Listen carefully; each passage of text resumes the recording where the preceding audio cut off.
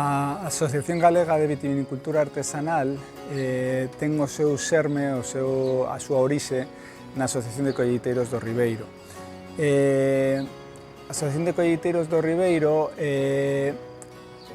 xurde como unha unión entre pequenos productores para defender unha serie de principios básicos que pensábamos que estaban a pôr en risco, non?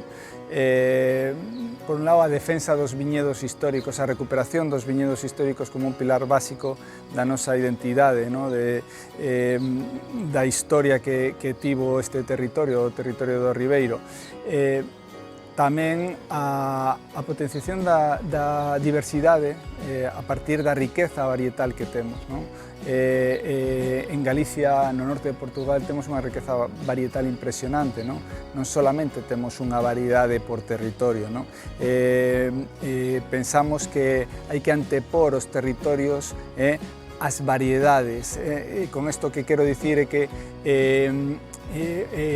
as variedades nos aportan a tipicidade, pero a mezcla desas variedades o que aporta é diversidade, non? E iso penso que é unha riqueza moi importante que forma parte tamén da identidade do territorio, non? E tamén outro pilar importante dos nosos obxectivos é a defensa do pequeno produtor, non? Que establece a súa base no territorio, que é o que consume localmente, que é o que xenera unha actividade económica no territorio, non? Entón, nun momento no que estamos a falar da despoboación da Galicia interior, non? Pois temos que tamén apostar por eses pequenos proxectos que apostan por iniciar unha actividade ou darlle continuidade a unha actividade anterior nos nosos territorios. Como estas ideas da Asociación de Colleiteiros son perfectamente extrapolables a outros territorios de Galicia, pois pensábamos que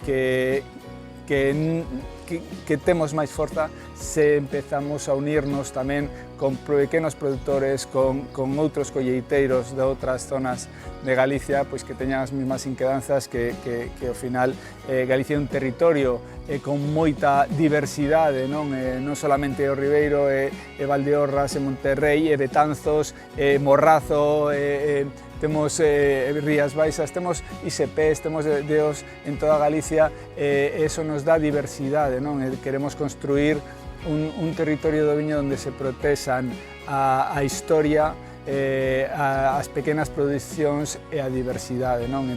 Todo eso polo que estamos a loitar e polo que estamos a traballar nestas xornadas para falar do futuro da vitivinicultura en Galicia.